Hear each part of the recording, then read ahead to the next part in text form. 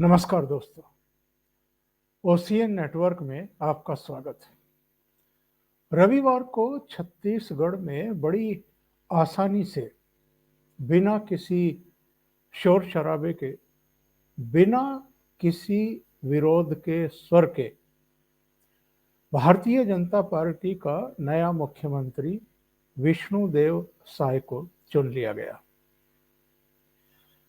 Doctor Raman Singh भी प्रत्याशी थे, लेकिन डॉक्टर रमन सिंह बहुत आसानी से मान गए और अब वो अगली विधानसभा के, यानी इस विधानसभा की जो चुनी गई है, इसके स्पीकर होंगे।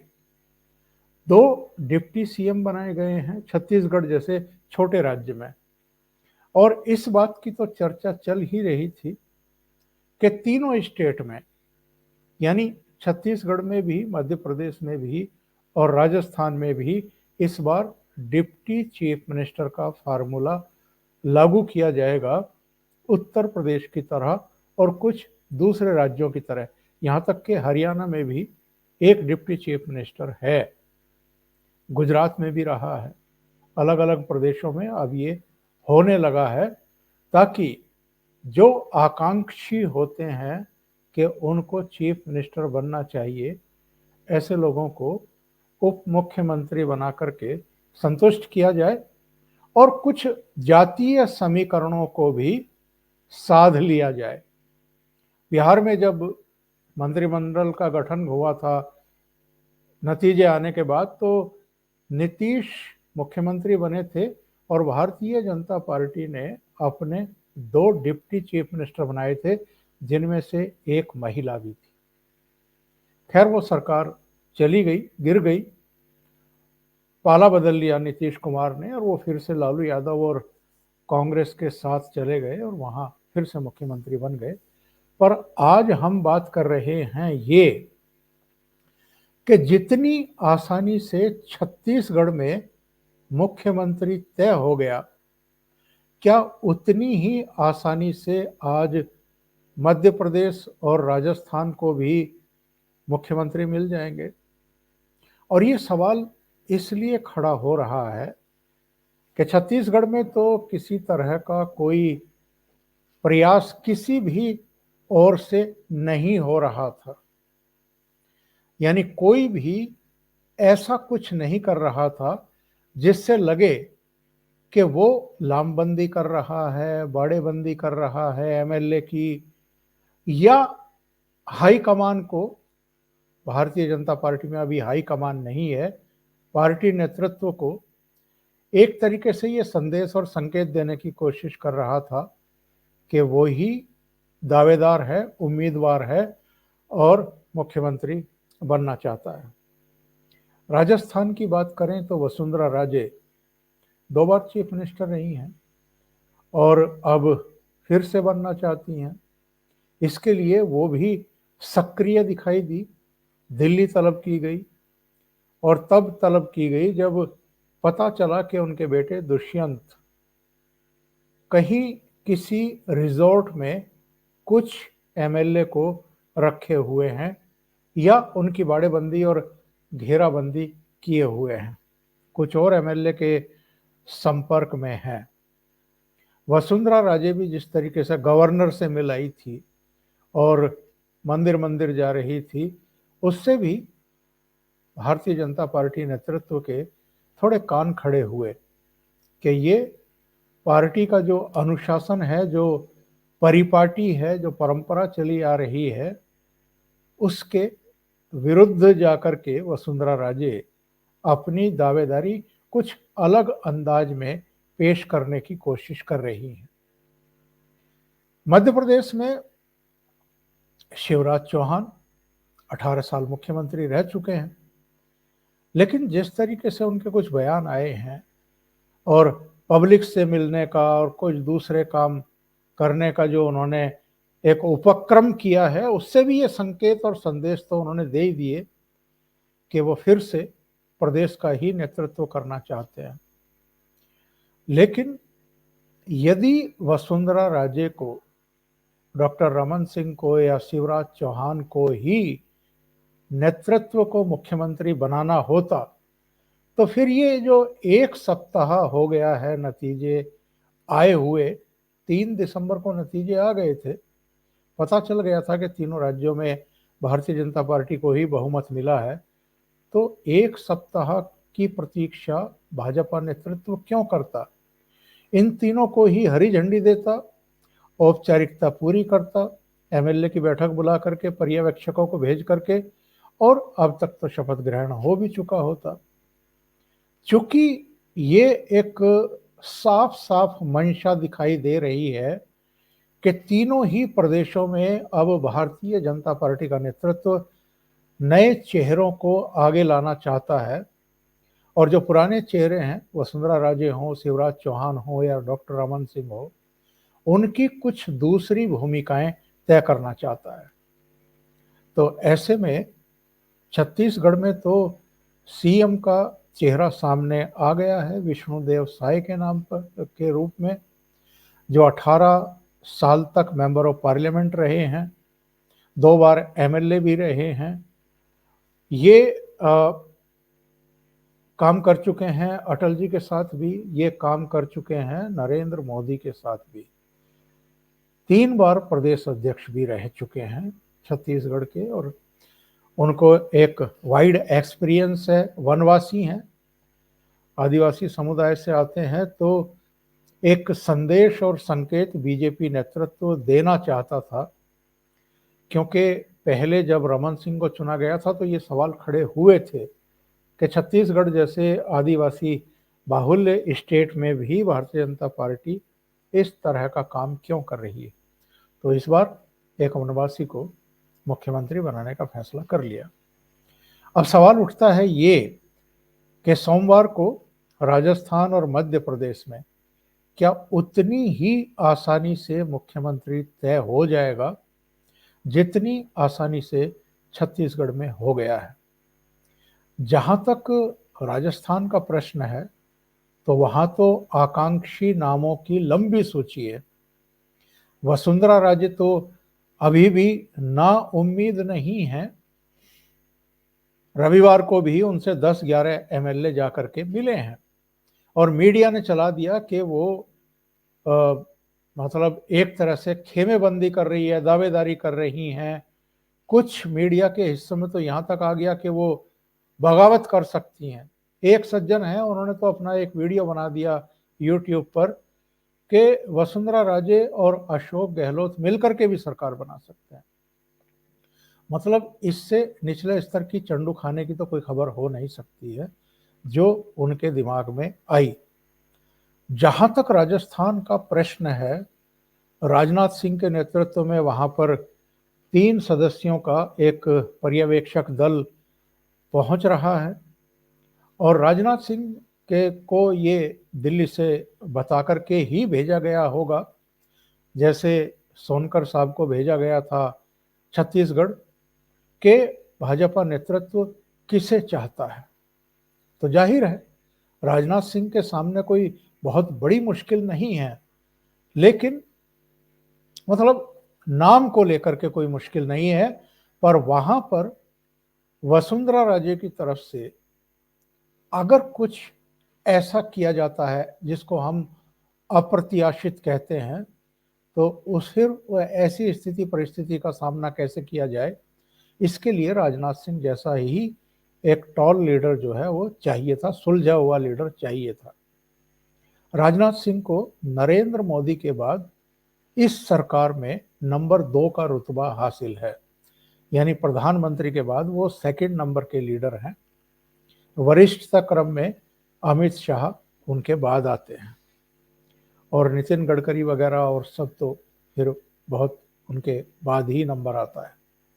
तो राजनाथ सिंह पर यह दायित्व होगा कि वो राजस्थान के नए मुख्यमंत्री का नाम तय करें और विधायक दल से उस पर मोहर लगवाएं। जिन लोगों के नाम इस समय चर्चा में हैं, मीडिया में जो सुर्खियां बने हुए हैं, उनमें वसुंधरा राजे भी है, उनमें बाबा बालकनाथ योगी भी है, उनमें केंद्रीय मंत्री गजेंद्र सिंह शेखावत भी हैं।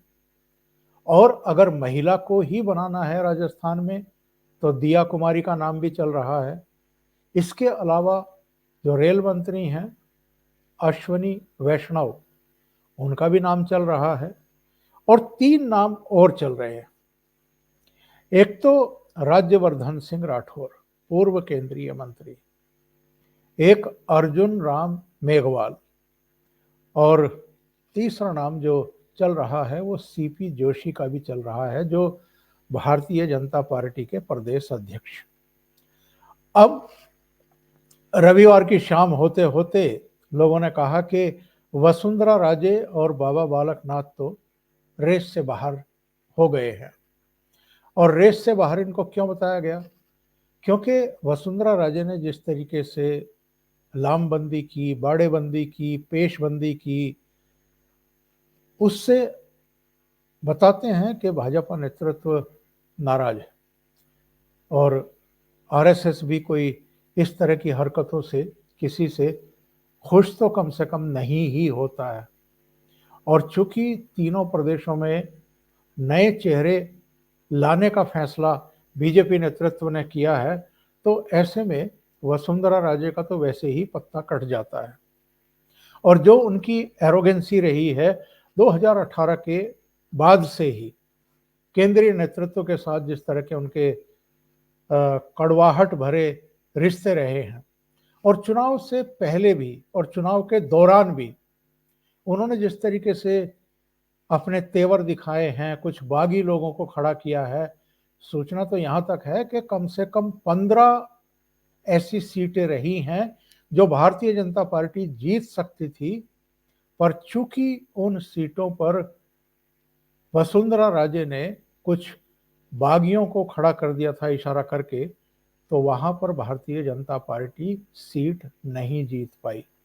वरना ये सीटें 125 से लेकर के 130 तक जा सकती थी, जो 115 पर अटक करके रह गई।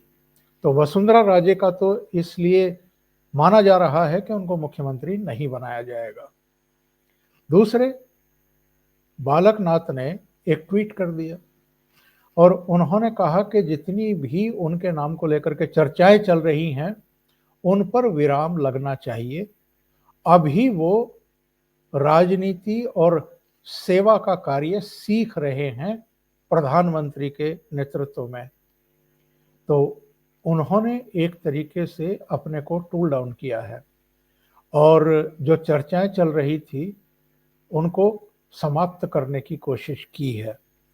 तो अब सवाल ये उठता है कि अगर ये दोनों सीएम की रेस में नहीं है तो क्या गजेंद्र सिंह शेखावत होंगे या दिया कुमारी होंगी, या फिर जो 3-4 दूसरे चेहरे हैं, राज्यवर्धन सिंह राठौर, अश्विनी वैष्णव, अर्जुन राम मेघवाल या सीपी जोशी जो प्रदेश अध्यक्ष हैं, उनमें से किसी को बनाया जाएगा?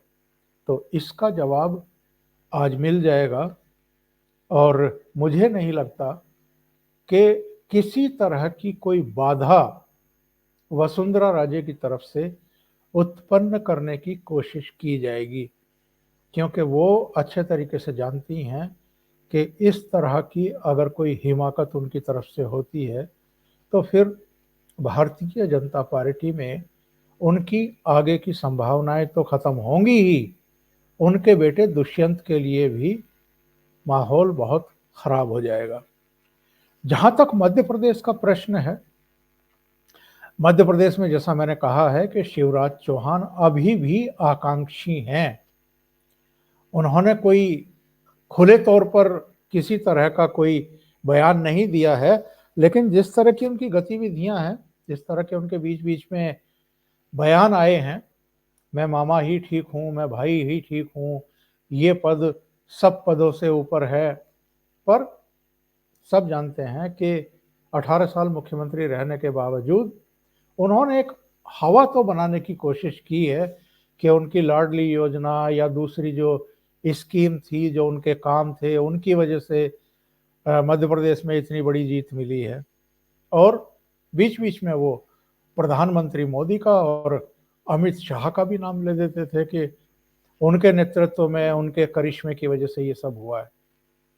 तो बीच में कैलाश विजयवर्गीय ने कह दिया कि लाडली योजना तो केवल मध्य प्रदेश में थी ना, छत्तीसगढ़ में और राजस्थान में तो नहीं थी, तो वहां भारतीय जनता पार्टी कैसे जीत गई? तो उन्होंने कहा कि ये नरेंद्र मोदी की लीडरशिप का करिश्मा है कि तीनों राज्यों में भारतीय जनता पार्टी जीती है। तो वहां पर जो 5 नाम चल रहे हैं मुख्यमंत्री पद के लिए, बल्कि 7 चल रहे हैं। एक तो ज्योतिरादित्य सिंधिया भले ही मना कर चुके हों कि वो सीएम की रेस में नहीं है, पर नाम उनका भी चल रहा है। लोगों का ये कहना है कि अगर ज्योतिरादित्य सिंधिया को चुना गया तो फिर ओम प्रकाश धुर्वे या निर्मला भूरिया में से किसी एक को डिप्टी चीफ मिनिस्टर बनाया जाएगा और जगदीश देवड़ा को दूसरा डिप्टी चीफ मिनिस्टर बनाया जाएगा। दूसरा नाम प्रहलाद पटेल का है। ये कहा जा रहा है कि वो अगर सीएम बनाए जाते हैं तो फिर विष्णुदत्त शर्मा को और ओम प्रकाश धुर्वे को डिप्टी चीफ मिनिस्टर बनाया जा सकता है और कैलाश विजयवर्गीय को प्रदेश अध्यक्ष बना करके संतुलन साधने की कोशिश की जा सकती है। तीसरा नाम शिवराज चौहान का भी चल रहा है कि उनको बनाया जा सकता है और ऐसे में डिप्टी चीफ मिनिस्टर जो 2 बनाए जाएंगे उनमें एक प्रहलाद पटेल हो सकता है और दूसरे तुलसीराम सिलावट हो सकते हैं। जो चौथा नाम है मुख्यमंत्री के तौर पर और जिसको मैं सीरियस कैंडिडेट मानता हूं, वो है नरेंद्र सिंह तोमर। और नरेंद्र सिंह तोमर को अगर चीफ मिनिस्टर बनाया जाता है तो विष्णुदत्त शर्मा और निर्मला भूरिया उनके डिप्टी सीएम हो सकते हैं और प्रहलाद पटेल को ऐसे में प्रदेश अध्यक्ष बनाया जा सकता है। जो 5वें नाम है वो 2 हैं, एक तो राकेश सिंह और दूसरे विष्णुदत्त शर्मा। और अगर इनमें से किसी को बनाया गया तो फिर दूसरा डिप्टी चीफ मिनिस्टर होगा और उनके साथ एक और deputy chief minister Nirmala Bhuria हो सकते हैं। तो ये रहेगा मध्य प्रदेश का। लेकिन जो तौर तरीका है प्रधानमंत्री नरेंद्र मोदी के काम करने का और अमित शाह के काम करने का, उसमें कोई भी दावे के साथ नहीं कह सकता है, अंतिम क्षणों तक भी किसी तरह के कयास नहीं लगा सकता है कि ये ही चीफ मिनिस्टर बनेगा। तो उसके लिए तो हमें और आपको इंतजार करना पड़ेगा। अभी के लिए इतना ही। बहुत बहुत धन्यवाद। अगर आपको ये चैनल और इसके कंटेंट पसंद आ रहे हैं तो लाइक करें, कमेंट करें, वीडियो को शेयर भी करें। अभी तक अगर आपने ये चैनल सब्सक्राइब नहीं किया है तो सब्सक्राइब कर लें और साथ में लगे बेल आइकॉन को दबाना ना भूलें ताकि आगे आने वाले वीडियो और उनके नोटिफिकेशन आप तक पहुंचते रहें। बहुत बहुत धन्यवाद। नमस्कार।